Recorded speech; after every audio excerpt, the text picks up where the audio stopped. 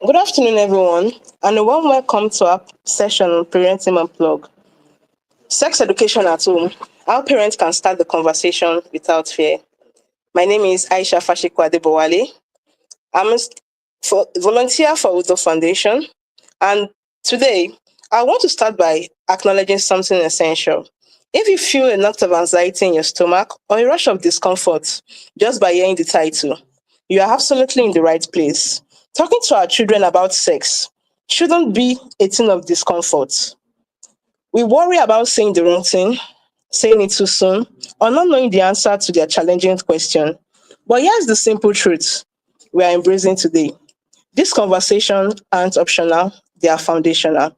Today, joining me would be Mariam Sulaiman, a co-founder of Psychnovation, and Pelumi Mutiat, an educator.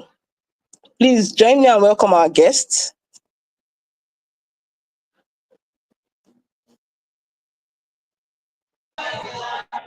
Good afternoon, Mariam. Good afternoon, everybody. Good afternoon. So, Mariam Sulaiman is a first class graduate of psychology, a young leader, a co founder of Psychnovation, an initiative transforming our psychology and technology intersect in education and community development. As the Secretary General of LASUMON and a key figure in multiple student led innovations, she is known for her sharp communication skills, passion for reforming tertiary education, and drive to empower youth through interdisciplinary learning. Beyond her leadership role, Miriam is a writer, brand strategist, and a Muslimah committed to creating purpose driven impact, whether through storytelling, advocacy, or organizing large scale programs like Cyclovation Research and Tech programs and the Mental Health Convention. Please, a round of applause for Miriam. Thank you. Okay, so our next speaker,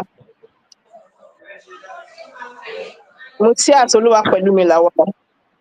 Okay, she's not in yet. Okay, let's start.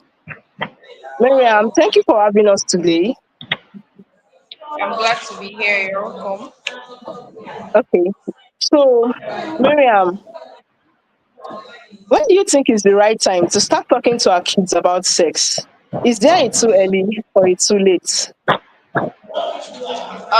Okay, so because of my background in psychology, please, I want to confirm if you can hear me clearly first before I start. Sure, I can hear you. Thank you. Because of my background in psychology, I am going to be going through the developmental stages of children in order to explain whether what can be determined as too late and what can be determined as too early. So, in children, there are several stages of development. There are several stages of cognitive and emotional development as seen by Piaget, which means that children have different stages of time where they can assess or where they can understand certain concepts. So there can be a too late period and there can be an early period. What really matters is how sex is introduced to these children. So I'm going to start with the earliest stage of development, which is the pre-operational stage. So in the pre-operational stage, children are already inquisitive. They try to understand things. They're already learning, and they can understand concepts as it is introduced to them. So the pre-operational stage is where parents should try to teach students to teach their children about the basic things in their body. So this is where you try to let the child to be self-aware. You tell the child that this is what this part is. For example, you let them to know that this is your penis, this is your vagina, and these are things that you can do without being too rigorous. So what I'm saying is that this stage where you just let the child understand the basic things that have to do with their private parts. That's in the pre-operational stage. And in the pre-operational stage consists of children from 2 years to 6 years of age. After the pre-operational stage, children start to move into the concrete operational stage. So in the concrete operational stage, that's from 7 to 11 years old, children start to understand things a little better. They start to understand functions, and because they are now in school, they are talking to a lot of their their peers, their teachers in school, they begin to understand the function of these things. And it is at this stage where parents would now try to now explain the deeper intricacies of what this means. This is what your penis can do aside from just peeing. This is what your vagina can do aside from just using it to pee. And this is why it is considered a private area and not something that should be seen or touched by other people. Now, in the former operational stage, children have already got into adolescent age. They're already in their puberty stage. So they understand things. Their body is already changing. They understand that these organs or this part of our body that we just use for just normal excretion has more functions than what it is. And now they can understand things that in abstraction. So they can understand what it means to form bonds with people through sex. They can understand things like um, getting pregnant. They can understand things like STDs. So it's not about when, it's about how. How should we introduce sex to our children in their several developmental stages, and this would help the child to understand things. So it's we are not throwing all the information to them as a whole. You cannot bring a 2-year-old child and then start to explain to the child and say, oh, this is your vagina, use it to give birth, use it to have sex. No.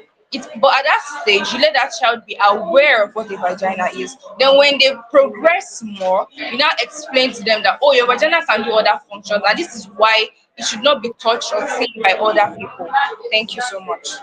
Okay, so our second speaker is right here.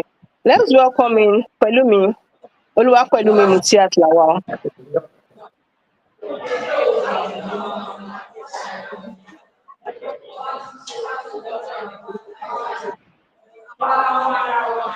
Good afternoon, Pelumi. Okay, I think she's having issues. Okay, so pending the time we Pelumi, can you please unmute your mic? Okay, good afternoon, Pelumi. Mutiat Oluwapelumi Lawal is a private investigator with one of the leading private security companies in Nigeria. She has handled and spoken at various seminars on cases relating to crime and gender relations. Her love for youth and education had also led her to volunteering with different institutes, including teens, where she is learning and impacting life. She is currently doing a master's of science in sociology, specializing in criminology. Let's give a round of applause for Oluwapelumi. So, Pelumi, thank you for joining us today. So, Miriam already started, so why don't we just continue? Why is it important for sex education to begin at home rather than at school?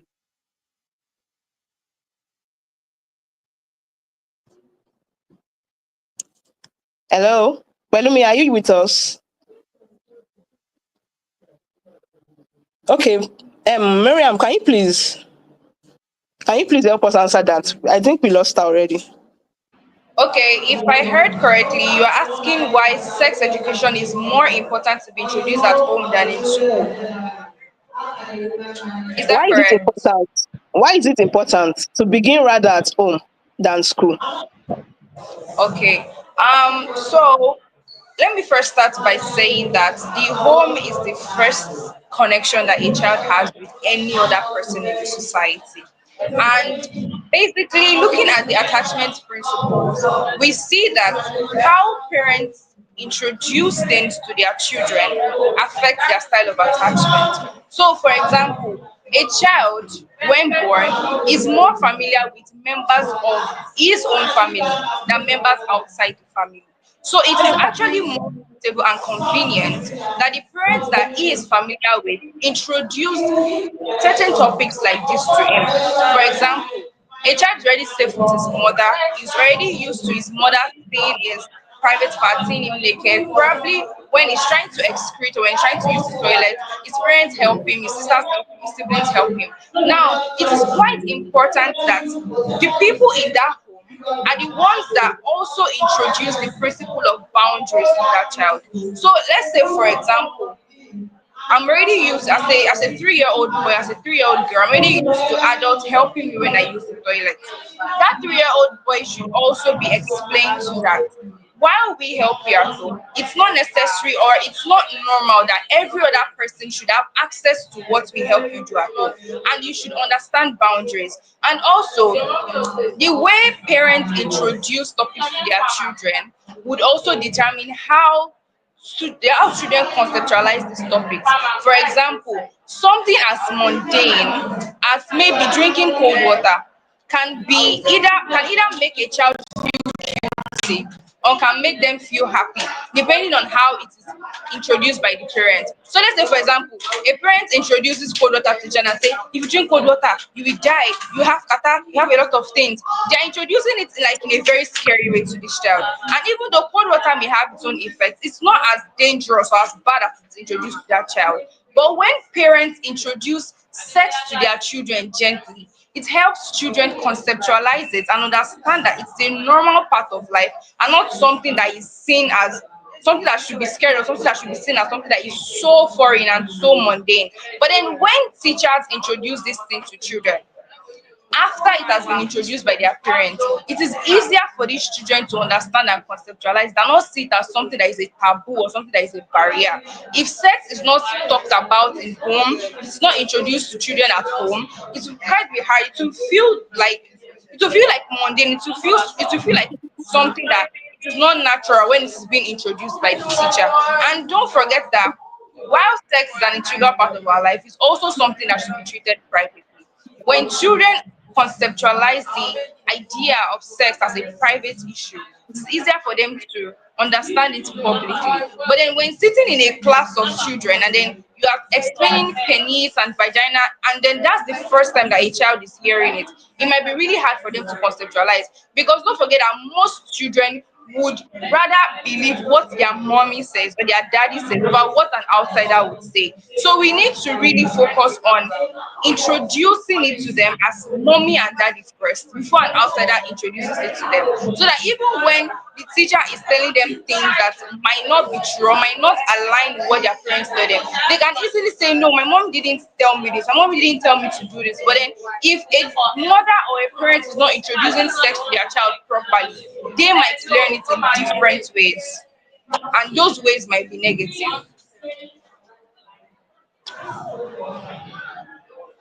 Thank you very much.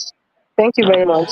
I was going to ask a question, but you already brushed through it because my next question was going to be, what are some early signs that a child is ready for age appropriate discussion about Okay, bodies and boundaries? all right.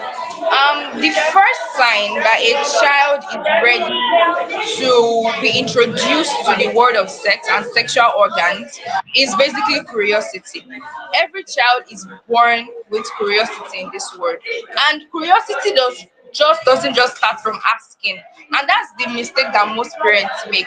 They think that, oh, when a child asks that, mom, why do I have a penis? That's the first time that they are aware of their penis. So, in the principle of psychoanalysis by Freud, there is something that is called child masturbation. And child masturbation is not masturbation in the sense that they are doing it to find pleasure. It's just in the sense that they are aware of that sex organ and they are trying to understand what it means. So normally you would see a child as young as 1 years old already touching their penis, already touching their vagina, and it is something that they will do obsessively for a long time. They can be walking and they'll just touch it. And the mistake that parents do most times when they just shout at them like, don't touch it, don't touch it like that. And then the child that you are shouting at the child that does not even understand what a penis does not even understand why we are asking him not to touch it. It's that those stages that we now try to explain to these children that, okay, this is what a penis does and this is what a vagina does. And don't forget that children really, really pick up words from adults. We might think that we are being discreet as adults, but we are not. The littlest things that adults say, children pick them up and they will go amongst their peers and talk about those things. So imagine that at age 4, you have not introduced sex to your child at all. Your child does not understand the sexual organs, does not understand why he has it. He's not even aware of the functions of his sex organs. And then he goes to school and then he hears a classmate that says something like, oh, I want to touch this girl's vagina. And then other people acting like shocked, like, oh, why did you say that? And then he's confused because why are you saying we should not touch each other's vagina? My mom touches mine at home when I sleep. My sister touches mine at home when I pee. And then they now become confused. They don't understand why these things are happening. So it is at these stages when children ask questions that we need to start introducing these things to them. Another thing I want to say is because of how sex is seen in cultural perspectives like the African culture and in religious perspectives, we tend to over exaggerate when children ask about sex. So don't forget that when a 4 year old or a 5 year old is asking sex specific questions, they are not asking because they are interested in sexual acts. They're asking because they are genuinely curious about what's going on in their bodies. Why is Emeka's penis different from Amaka's vagina? They want to know. It's not because they feel any carnal pleasure. It is your job as parents to gently introduce and explain it to them. But then when a child comes to you and says, Mom, why can't I touch Amaka's vagina? And the first thing you're doing is slapping that child or shouting at that child, you are already introducing sex as something that is a taboo to them. And this is something that goes directly to parents. Understand that when you are introducing sexuality and sexual organs to your children, you're not asking them, you're not teaching them how to have sex. You're teaching them how to be aware of their own sexual organs. That's the first thing that parents need to know. You are teaching them self-awareness firstly, not how to have sex. When we debunk this idea from our heads, it is more easier for us to now talk to these children and introduce sex to them as a concept. Okay, that's very nice. So now let's move to the parents. Why do you think parents fear talking about sex with their children? Where does that fear stem from? Okay, so this goes back to my last point. It's basically orientation. There are so many things that shape how a person feels or talks about sex, and one of them is how they've been orientated into the topic itself. For people like us that were born by parents in older generations, most of us didn't even have the sex talk at all. We just grew up one day and they started telling us not to have sex or else we'll get pregnant. Started slapping us when we talk to boys. Started hitting us when we talk about kissing. There was not really that talk of sit down, let me explain your body to you, and let me explain his body to you, and let me tell you why you can't do these things at a certain age. There was no soft launching into these topics. It was basically don't do this and don't do that. So we already had this idea that even talking about sex at all is a taboo and then everything should be kept. While sex is a private thing, we should also know that there are certain nuances and there are certain aspects of sex that need to be discussed, especially when we are introducing it to children. And as parents, it's still something that we need to debunk. We need to debunk this idea that if we talk to our children about sex, we are somehow spoiling their lives or we are somehow encouraging them. Let your child be aware of his sexuality, of his sexual organs, and what he can do with them, while also letting them know the restrictions and the values that come with those sexual ideas. And the very first thing we need to do while debunking that myth is to understand that we are teaching them self-awareness first of all before teaching them sexuality at all. So that's going to help. Oluwafemi, thank you for joining us. Thank you for joining us. We've been losing connection with you since. So, I think my next question will go to Ms. Pelumi. How can parents overcome their own embarrassment or past experiences to have healthy sex conversation?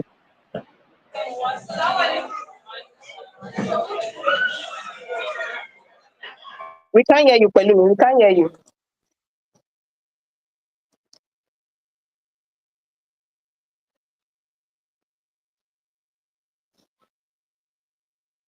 We still can't hear you at all.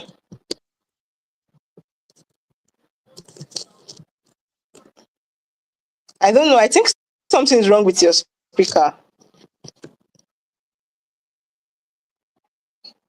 Okay, like pending the time we await your response. Miriam, can you please answer that? Could you please come again with the question?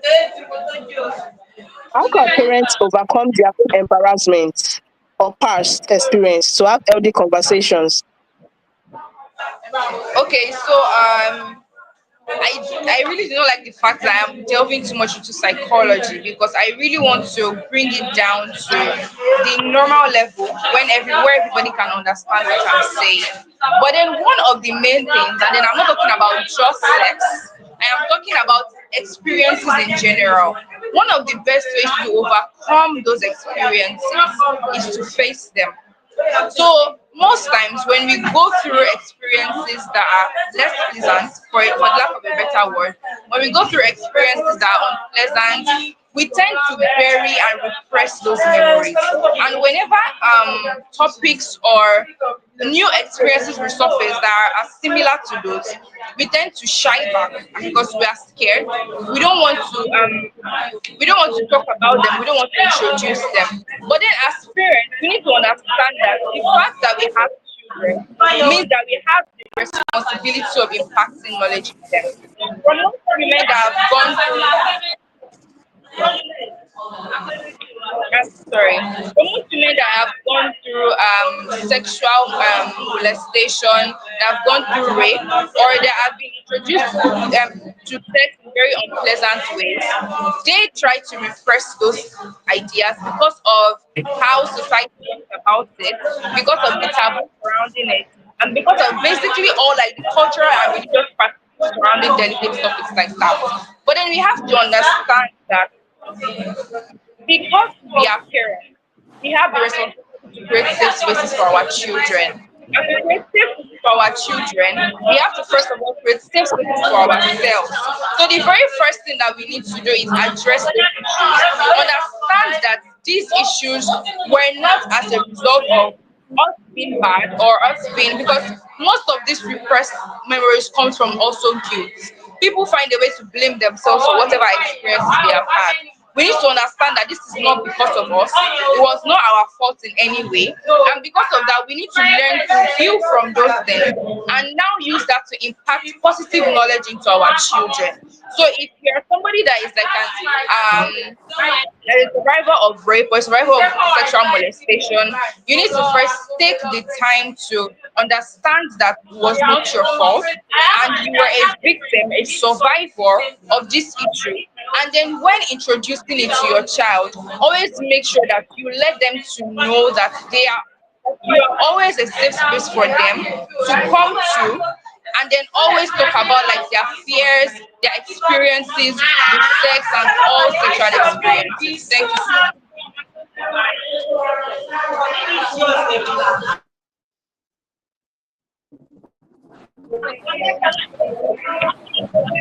Did you get my Hello. Okay, so Pelumi,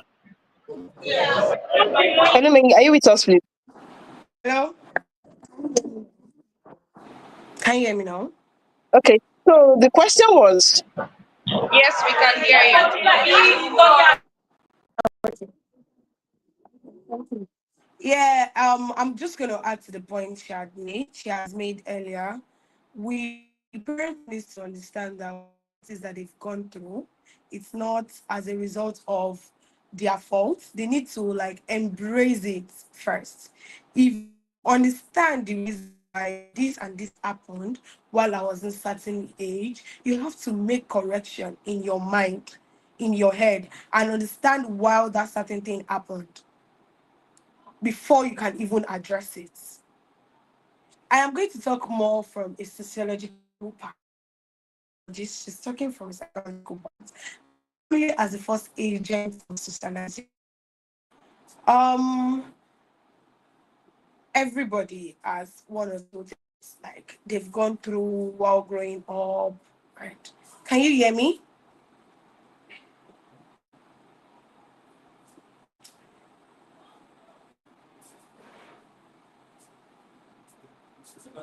Ah, last one. Oh, so I don't know. My co-speaker, can you hear me?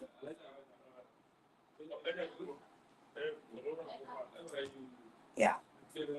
So we need to parents need to understand that things that have gone through and the life is evolving, things are changing. The way things are when they were and how they do things is well different from how we do things now. So we need we need to understand that the generation of children that we have now compared to the generation of children that they had then and things they had access to then. Okay.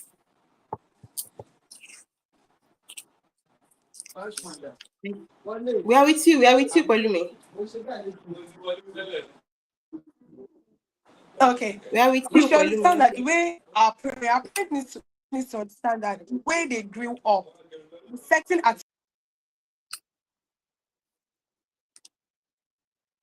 I think we're experiencing network issue. Let's see if we can have our. Okay. While Pelumi is away, Mariam, please. How do you recommend balancing honesty with age-appropriate information? Okay, so there's a certain trend because as generations evolve, certain things evolve. And in the newer generation, like Gen Z downwards, we promote a lot of honesty when it comes to sex because of we understand that if you introduce sex to children in very dishonest ways or you try to like coddle some words, it makes children misunderstand a lot of things. So, for example, if you're introducing sex to a child or sexual organs or sexuality, you need to use the proper words first of all. So, do not tell your son that his penis is like the words that we use. We can say it's a kokoro or it's a kokoyo or something like that. Not tell a child that a vagina is the way we try to use some words like, oh, your vagina is cookie, your penis is something, and then those are not the actual words. We need to stop doing that. We need to let this child understand that these are the proper words for this. It lets the child to be aware, to understand the functions of our sexual organs or his sexual organs, and it also helps them to report in case of sexual molestation properly. So when a child is reporting that, oh, this adult so and so touched my penis, it's easily able or it's easier for an adult to understand that, oh, somebody touched him appropriately. But let's say that a child that her vagina was cooking. And then she said, oh, this adult touched my cookie. If you were to hear that, she probably just say, oh, sorry, I'll get another cookie. But then in reality, she's saying that she has been molested, but we don't understand. But there is actually a bridge between being honest and being vulgar. So let's say, for example, you are introducing penis and vagina to the child. That's normal. That's not vulgar. But then when you start to go through lens of like now trying to explain sexual scenarios, trying to produce sex that is beyond a child age to them, then you are being vulgar. So while we promote a lot of honesty, promote saying facts and not using coddled words, we also promote that do not be too vulgar because children are very, very imaginative. You might think that, oh, their imagination is limited or maybe their curiosity is limited, but a child's brain has no limit. They can imagine if you present a picture or a scenario to them. And children are always about hear and do. So when they hear things, they're always eager to do it immediately. And to limit issues of doing improper things with like their friends, their peers, or their classmates, we also need to set certain boundaries. So those are the two nuances. Make sure to be honest and clear, but also make sure to not be vulgar when you are introducing sex and sexuality to your children. Okay, so Pelumi, the question was, how do you recommend balancing honesty with age-appropriate information? Okay. Okay. Thank you very much. I'm sorry for the mishap. So they have to be a boundary with you being honest and being vulgar, like she said. You have to, I think it depends on each child. A parent needs to understand their child, how they assimilate and how they interpret things for you to know how you have to place those words for to the child. So for a child that you know that the child is extremely curious, extremely wanting to know, they'll keep asking twisted questions and all of that. Or a child that you know that you can tell an A is for apple. Then tomorrow I said, Mommy, I found A is for apple, A is for this, A is for that, that had gone beyond. what you've taught the child. And I think you have to, like you said, there have to be a boundary between the two. You let your child know that this is having sex. These are the risks that come with it, without using words that can misinterpret those information. The way you have a conversation with an adult is way different from the way you have a conversation with your kid or with your child. It's two different things. When you're talking to someone that is above 14, I think it depends on how much they are growing for you to know how intense you can become honest with them. And you need to be very, very observant. If you have a child that is very, you have to create, there's this thing I call bonding with a child. You have to place your child in a certain level that there is nothing your child cannot tell you. You have to make your child very, very comfortable with you. Say, oh mommy, when I was coming back from school today, I carried a particular step and this will happen. Somebody said this person respond. You know, when you have that level of connection with your child and you always give them this years, be able to observe every petty thing the person does, the child does. But if you create, if you don't, if you create this kind of thing that is, oh mommy, welcome, what did you do today? Fine, school was okay. I think the child is really, know you know if your child is like comfortable having conversations with you. You have to learn to have in conversation, tell your story to your child. So when you have that kind of connection that your child sees you as your best, as their best friend, it's not the type that your child will tell you, ah, mommy, I did this today. And because it sits wrong with you, you're scolding her immediately, you're doing this to the child, he or she immediately. Like a kind of reaction that what they are feeling and that can hinder them back from talking to you. You find it very hard to like talk to them. And it will be so hard for you to set that boundary. Okay, I'll use myself as an example. I used to tell myself that I have two mommies. My own mommy, I said, mommy, I'm fine. It's now that I've grown up that it has changed. While growing up, I have my mom's friend that is really close. When you tell her things that don't go, she doesn't scold us immediately. And she will just come and just call you random and be like, you were teaching me about some certain things you do in school. There are a lot of risk. It's wrong. You get, she's just going to talk to me so sweetly and so in a language that I understand that will make me want to tell her the next thoughts I have in my head. I don't know if you like the next thought. So you have to Yeah, know the I'm kind of following. child you are, and you need to be careful of the words. Like I said, like she said, like my co-speaker said, boundaries, vulgar words. You have to be careful with the words that you pick, the words that you say, the words that you use with a 16 years old child is different from the word that we use with a 10-old child that has a rapid growth. We have to put in place. You would see a 10-year-old girl that started menstruation that has a full grown breast. Until she speaks, then you know she's a baby, like she's immature. So there's a kind of bond parents need to have with their children. We understand that the way we were brought up, it's not the way you have to bring the children of this generation up. It doesn't work. It doesn't work. Like everything has changed. They have to keep evolving. The area that they have, you cannot the area that they grow up, the children are growing, the area that is like somebody trying to give child a best life living in Ajegunle. And somebody that is wants to give that same education you want to give to a child living in Parkview. Like I don't know if you understand. If you don't have that conversation with your child living in Ajegunle, the child will hear different things, seeing different things in the area, like in the compared to a child that goes with school bus home, come back. Like it's safer. I would not say it's safer because we have internet, but things they learn on the internet, things they learn in the environment, things they learn in school. You cannot compare a child going to a public school with a child going to a private school. A child going to a public school is prone to having more people around with different ideologies, more ideologies about life, different backgrounds. With a child going to like small, Mhm. a private school with a small number of students. So we have parents needs to be cautious of their environment. So it is your surrounding, your environment, the kind of relationship you have with your child that will determine how you have to chip these things in into those children. Our parents will Okay, so always it is say, my mom would important always say, for.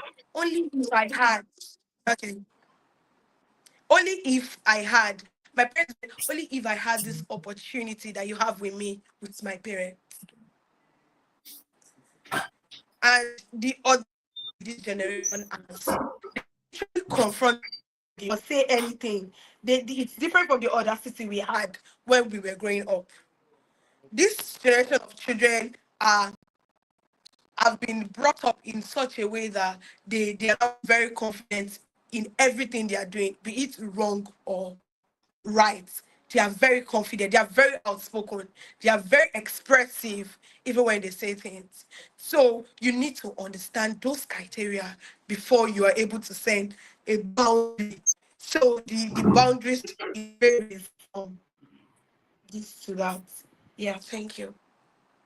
Thank you very much, Pelumi. But before we move on to the next question, there is this trend of Okay. am my child's best friend. The point Yeah, is, I think parents are blurring the line between being best friends and being parents. What's your take yeah, on that?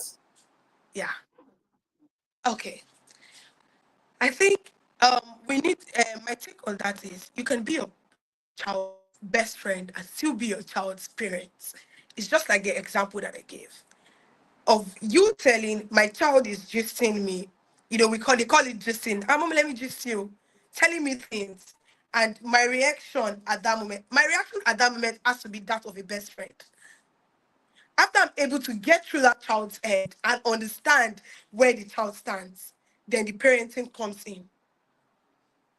But that parent has to go in such a way that it doesn't kills the best relationship that you have. Because if it kills the best friend relationship, it is so hard for you to get back into the mind of that child. So that's why you say, okay, my child wants this. Then parents need to understand that it is not everything your child wants that you have to give them all in the sake of I am best friend. They need to be a balance. There has to be a balance between you be. But I think there's the trend as like it has blurred a lot of things. That's both parenting for being best friends. That's why it tells say, oh, this guy is talking to me. Oh, just telling blah blah blah blah. You don't need to tell the child what to say. You are supposed to listen to how the child wants to respond. And that's when parenting now comes in. Then you parent the child.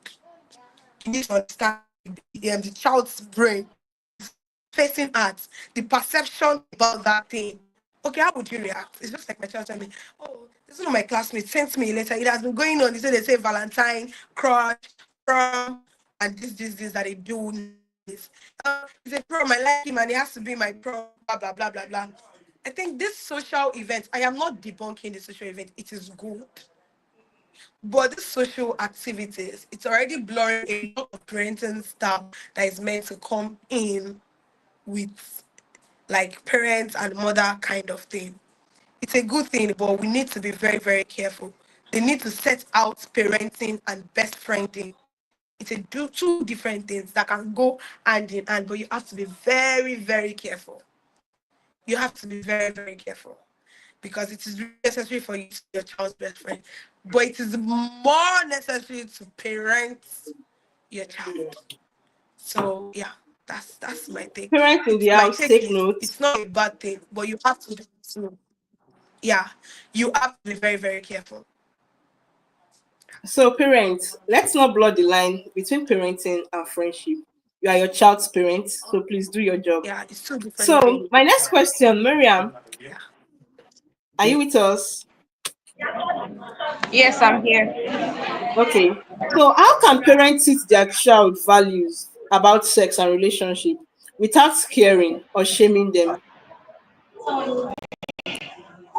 Okay, so I think that a mistake that parents make a lot when they are trying to when they are trying to show like the importance of something is they tend to over exaggerate.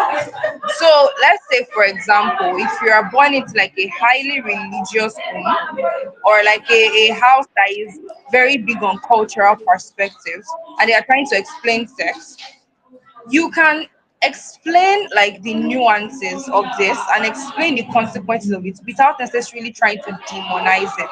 So let me explain. So let's say, for example, the concept of masturbation. So masturbation comes can come naturally for some people, because when children try to explore their own sex organs on their own, they might some they might just be touching, feeling everywhere, and they say that it gives them pleasure.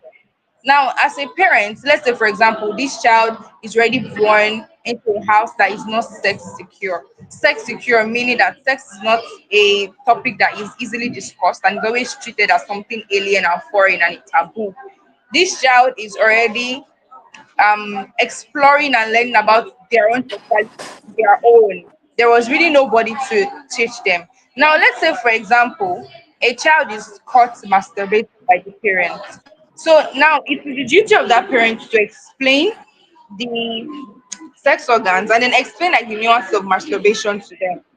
Now, this is not like from a cultural or a religious perspective. Let me just look at it from like a strictly academic and scientific perspective. There are certain doctors that will explain that masturbation is healthy and should be done by parents. However, should be done by people. However, they usually give guidelines. Let's say, for example, masturbation should be done within this frame and this frame of time, and this can be the consequences of masturbation.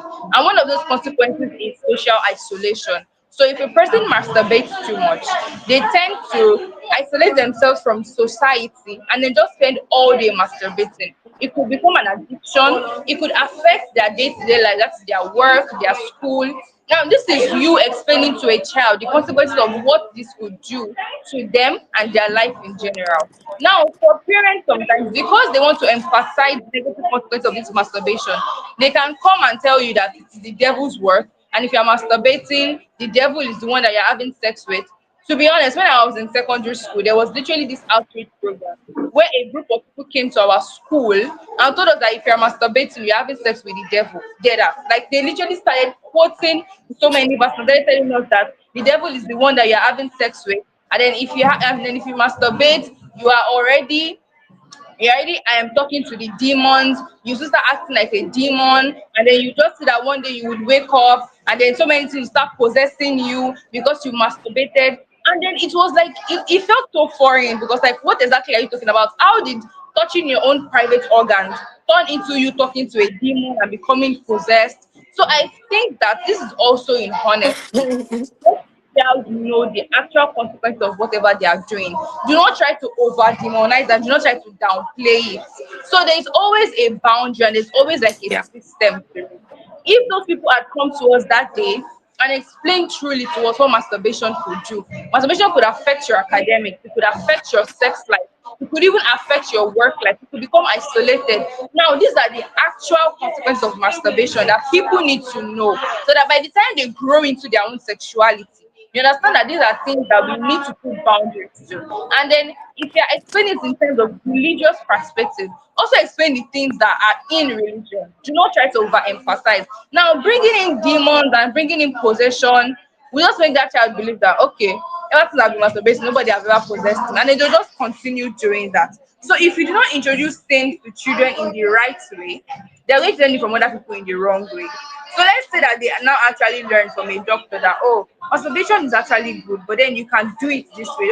See, they don't even care about the boundaries anymore. The fact that they've heard it is actually good. After another person knows that they'll be possessed by a demon, they'll just continue doing it. And then it could lead to addiction and so many negative consequences. So while we are introducing to children, let us be truthful. Let us explain it to them, and let us explain why. Okay, masturbation is not good because of this and this and this and this. Do not try to overemphasize or say, oh, if you have sex today, you not get married in future. And then just try to start demonizing and then making everything a taboo. Not everything about sex is a taboo. Children would naturally Yeah. want to explore and they will naturally want to experience things. What you should do is to guide that experience and exploration. Do not try to demonize it. Demonizing it will only prompt them to even want to do more. That okay, shebi I've said that I'll be possessed by a demon. Let the demon come, let me see now. And they'll continue doing it. So we need to be very, very careful in the way we explain sex to children in our bid to cushion the values and then make them do it appropriately. Let us not be lying to them. Children can tell when parents lie. They can tell when parents over exaggerate. And then when they lie to them, they feel the need to now challenge them and say, okay, that's that you now say will happen. That's what me and I even want to do. So let us be very, very truthful. Let us always make sure that we are within the boundaries. Thank you. Palumi, are you still with Ma, us? Can you yeah. unmute? So can you give us your opinion Oh also? yeah, yeah. Okay. So there's also an example of this. You know, when you start listening and the parents making the video and the title, they tell you the guy touches you, you get pregnant. Just one touch, you get pregnant. And then they have their classmates shake them and they don't get they used to hugging them. I didn't see them pregnant, we're kissing them. I did not get pregnant now. Like it just makes them want to know bottom line of okay, let me try this now. Okay, even someone touches their body or let's be like, how about it's not pregnant now? I'm enjoying it. They try something else till they now get to the peak and truly pregnant. So we need to like make them understand that it's not like you cannot have a sexual relation, like you cannot have the opposite sex as your friend. All cannot embrace each other. This is actually this. And this is the consequences of doing this. And you do not have to let it get to this because once you get to this, you will not be able to resist. Once you get to this, you will not be able to resist. We need to like separate it. We should stop using these tricks of saying this just to instill fear. Not even to this generation of today, they don't fear it. They want to try what you say. They want to know if it is true or not. They want to hear what you have to say. So I don't it is really, really a wrong idea for somebody like me. Because I remember then there was one of my classmates that I think private side menstruated but in school, then came back to school. Then there was a conversation, then one of her teachers like touched her, she was crying. Even a teacher now, I'd probably held her hand or something, and she was crying. And I had to ask her, why are you crying? She was like, I cannot tell you I'm in trouble, I'm this, I'm that. What's happening? What can you not say? Like, what can it be an issue? And she was like, when I went home, I got my period for the first time, and my mom told me that if anybody touches me, I'll get pregnant, and blah, blah, blah. Mr. So touched me, and I'm so scared I'm going to get pregnant now. Nah, nah, nah. It is like really the wrong thing to do. And the moment you start saying this to your children, they will even be so scared to tell you things. Like it drifts children apart. Like it draws a line between the parent and the children. Instead of that, okay, oh, this child has started a menstruation. Give them the appropriate education. If I tell you that most parents, I can say for Gina, doesn't even know how to calculate the period cycle. Not to talk of teaching their children how to calculate the period cycle. When a child gets a menstruation, teach them the hygiene, teach them the safety, tell them that this is it. You're not releasing an egg, you're now becoming a woman. If you do these certain things, you get pregnant. Not saying touching, you have to desist from this, you have to desist from that. Teach the ideas of menstruation, teach them what the changes that has happened in their body. Things that now that your body has changed, these are the things you would face. Teach them to be observant of their body. Oh, mommy, I got my menstruation. I got my menstruation this. I felt a tenderness in my breasts. Last month, I did not. I figured it was still like teach them to be so observant of their body, so they'll be so curious of what is happening inside of them, not the old facade of if a man touches you, you get pregnant. That's not the education they need. Like it comes in section. So, no. So I really, really agree with what she says. All those statements to create fear. Now it doesn't create fear, it gets things worse. See my own perspective. Let them know what they truly need to know at that point in time. Yeah. Thank you. That's all I The have to funny say. thing is, Thank you. parents, I think you should be aware right now that from primary five, I think children are being taught reproductive health system. So the idea of if it touches you isn't working Yeah. anymore. No. Go and update your books, parents. Mm-mm. So our next Yes, question please. is: Miriam, how can fear-based or shame-based sex education backfire in the long run? Okay, fear can backfire in so many ways, and this also comes back to introducing things to children in the right way. One thing that parents need to understand is that they cannot kill curiosity. Children would always be curious and they would always want to explore. Once they understand that, it's their job to just guide that curiosity and that exploration. But if you try to instill fear in them, don't forget that we learn from every single aspect of our environment. Children go to school, they talk to their peers, they have peers in the neighborhood, they have friends in the neighborhood, etc. But let's say that a child has been told from childhood that if a guy just touches you at your back or just touches you, you are going to get pregnant. And then let's say she has a crush in GS1, and then her friends are encouraging her to hug him, hug him, hug him. And then she just hugs him one day and then she sees that I'm not pregnant. And then she now realizes that, oh, maybe she has been lied to. That a chain of curiosity and exploration is going to start from that. Because she's going to say, okay, mommy told me that if he touches me, I'm going to get pregnant. Touch me today, I did not get pregnant now. Next, she's going to want to kiss him. Next, she's going to want to have sex. And this is because she was not told the truth from start. She had to start learning those things on her own. And when children, because there's always a mental leash that parents put on us when they instill fear in us, so that they've already tied us down. Once you get to that point where you're able to loosen that leash on your own, you just go wild. Like you just start to do anything because that leash is no longer there. So once they get to that point where they're like, oh, so all these things that you people have been making me scared of is even a myth. It's not even a fact. It's false.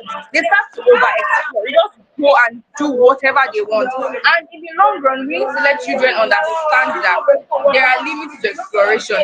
This is not because of what society says. This is because it's for your own good.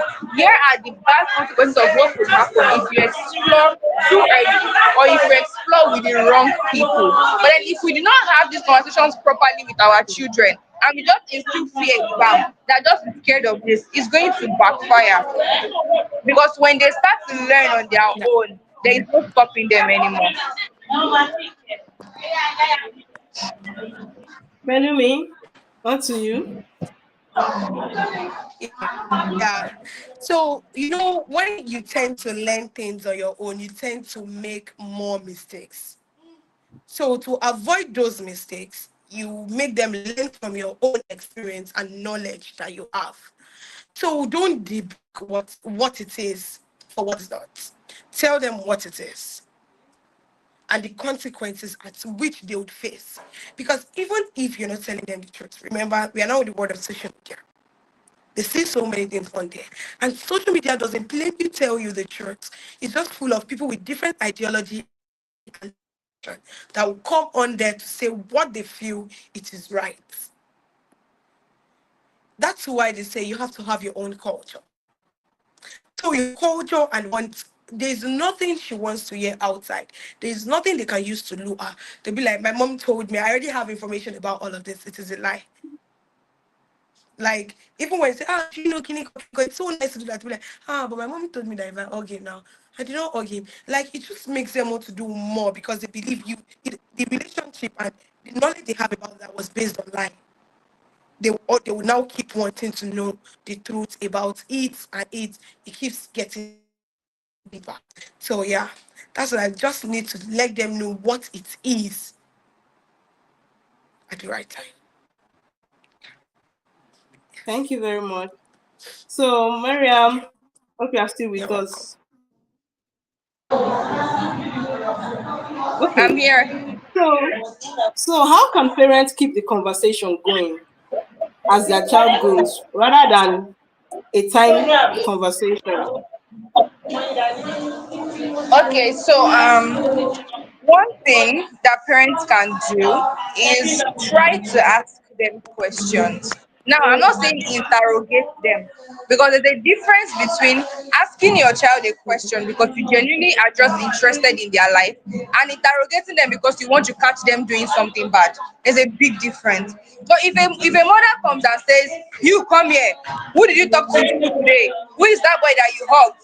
That child would naturally be secluded. She'll be secluded. She don't want to speak up. She don't want to talk about her experiences. And one thing that parents also need to understand is you should always be the first safe space for your child. Before your child thinks of talking to a friend or talking to a teacher or talking to a sister, the very first thing to You come to have to their speak mind is, to "I'll you talk to my first. mommy or my daddy about this," because they already see that you are that safe space. You are that person that will make them feel safe about whatever they want to say. So naturally asking your child about, "Oh, how was school today? How was class today? What did you talk to with your friends today?" When they start talking, you can immediately start picking up cues from what they say. So you can even ask that, "Oh, so Vanessa said something about your breast. What did she say?"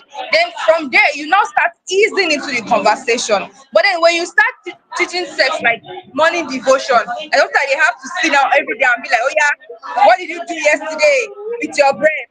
It's become something that child start anticipating in fear, like, "Oh God, hey, today is sex talk. What will she ask me? What will I say? What will she beat me?" But then if sex talk is something that they actually look forward to, like, "Oh, every Friday, me and my mom we talk about this. That thing that Vanessa told me in school yesterday, I'm going to go and tell her today. I'm sure my mom is going to tell me the truth about it." Then you can always keep the conversation going. And sex will not be something that is such a taboo that we should not talk about. It's something that they will immediately talk about, like, "Oh mom, today I wanted to hug this boy, but it felt weird to me because I've never felt like hugging anybody before. What could that mean?" It is easy for you people to talk about that than for us to now say, "Oh mom, there's this boy in my class, Isaac," and then you're like, "Who is Isaac? Tell me, who is Isaac? I'm going to be that." And then she's like, "Okay, what exactly is going on?" So the very first thing is to make it a safe space. Make sure that you are the first point of contact for your child whenever your child asks questions, because they will always have questions. The more they see, the more they hear, that's the more they learn, and that's the more they will want to know more about that topic. They would always have questions. So make sure that you are the first person that your child is coming to with a question, and always make sure that you answer in a safe and healthy manner for that child, so that it does not seem like something that the child will always be anticipating with fear, but rather they anticipate it with happiness and with genuine curiosity. Sandy, may on to you. Okay, I would start with an example, exactly what you said. When I went to boarding school, then I have a friend, or really close, the opposite sex.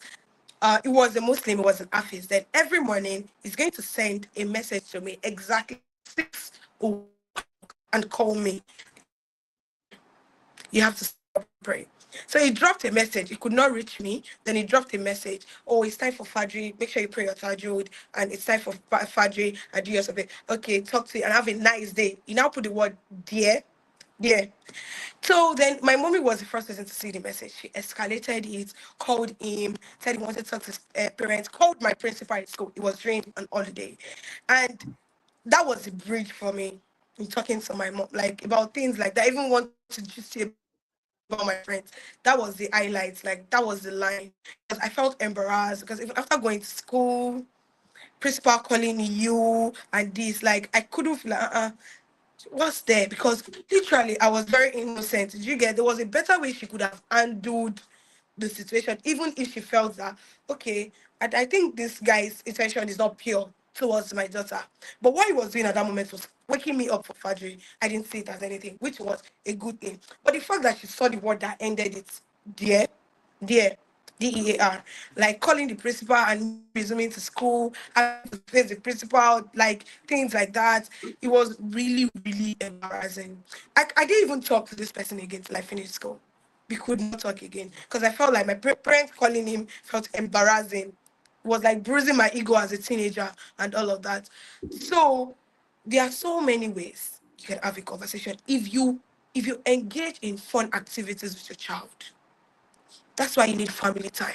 Probably you have Sundays that okay, we play game, we do this. These are when you can chip in this conversation and you would know their head and their thoughts and know the next thing to do. Keep it. It doesn't have to be something that balls them that oh they know that if mommy wake you in the midnight, I want to sleep or she don't be saying all this thing. To make them not, they would not want to have this conversation with me. It has to be in a, you have to do it in a way whereby they are always eager to look up to the next time that oh we'll do these activities, we are doing this, then you know their mind and all. It has to be something fun and enjoyable to them. You have to feel very comfortable having this conversation with you. That's how it becomes. Because trust me, till your child gets older, even older till they're entering the marriage age, you have to keep having this conversation. This conversation is a lifetime thing because new things keep happening, your body changes, a lot of things happen with their humans, a lot of things happen. So before they confide in a friend, they have to like their parents has to be like their go-to person first. They have to understand that oh, my mommy first. She will listen to me. She doesn't judge me. People go with people that don't judge them. So you have to correct them and having conversation with them, not like you are judging them, but you are putting them through. Like, oh, this is how I did. Like this friend, that's where you say best friend kind of thing. Parenting and best friend. If you can go hand in hand in cahoots, it's like best approach. But you have to be careful. You have to be very, very careful because don't blow out the word parenting because you're being a child's best friend. So yeah, that's my take on that. Thank you. Thank you very much. Parents, I believe we should be able to communicate properly with our children. I think the whole issue boils Yeah. down to our method of communication. Once parents are able to pass the message without fear or shame, I guess the message reaches its audience rather than trying to sex shame Mhm. or even see this issue. I think we need to Body be shame. emphasizing more. Like it's not actually making sense. Parents should be very, very, very, very conversant with their child's well-being because right now we have a trending issue of say no to child marriage, this and that. A parent that is a victim of child marriage, how do you expect that kind of parent to also stand against it when she doesn't see it as wrong? So, in this case of sex, parents are terming it as something wrong, forgetting the fact that it is a biological issue. Because as soon as a child, because from what I say, as soon as a child becomes 10 years I old, did it. the hormones start to rise. Instead of cautioning your children, okay, do this, do that, do this, you start projecting fear on them, making them scared. And even if the child brings the conversation to you, you start downplaying his opinion. Parents should take note of that. So, on this note, I would like to have a final word from our speakers because our speakers have other engagements and we don't want to hold them down. So, Miriam, please, can you please give us your final word? Could you please repeat that? Like, can you please give us a final closing statement from your end? Okay. First of all, thank you very much for having me.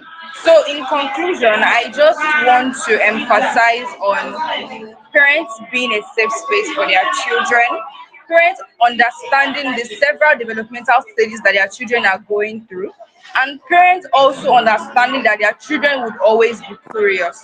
And that curiosity might not even stem from external experiences, it might just stem from an internal curiosity of wanting to understand the world. And how a parent reacts, don't forget that first impressions go a long way. How you react to a new topic the first time shapes Yeah. how your child sees that topic in general. So we always have to be careful when our children come to us with new and delicate topics. We need to be careful of how we react to them and how we impact knowledge on them. And I also want to add another tip that it's not necessarily related to this, but I want to encourage parents to read more books on parenting. There are so many things that go on in our child's mind and our child know that we do not even know that our children know. But when we understand the length of what our children can understand and take, it helps us also shape how we talk to them and we converse with them. Imagine a child that already understands sex as in sexual intercourse, you are still telling that child that their vagina is cookie. At home, the child will understand enough to call it cookie for you, but when they get to school, they know what to call it to their friends to seem cool and let them understand that yes, I know what sex is. So we need to always be that first point of safe space for our children. That should be our priority. Thank you so much. Miss Pelumi, a final word for me, please. Ma, thank you so much for thank you so much for having me, and sorry for the whole troubleshooting is the network. So I just advise that we have good bond and good communication with our parents, and within parents and children, they should have a good bond and communication, and try to understand our children. And like, yeah, like I said, it sets boundaries. So it still leads down to communication. Just creating a safe space within yourself with your children. Once there's a safe space and you have good communication skills, everything will come gradually. Yeah, so creating a safe space and understanding that the way we were brought up and how things were when we were brought up is totally different from the generation. So we need to learn to evolve with the children. So that's what I have to say. And thank you very much. Thank you. Thank you very much to our speakers and our Definitely. organizers. Thank you very much. We really appreciate your coming. Thank you very much. And our viewers, thank you very much. And don't forget to like and subscribe to our page. Thank you. Bye.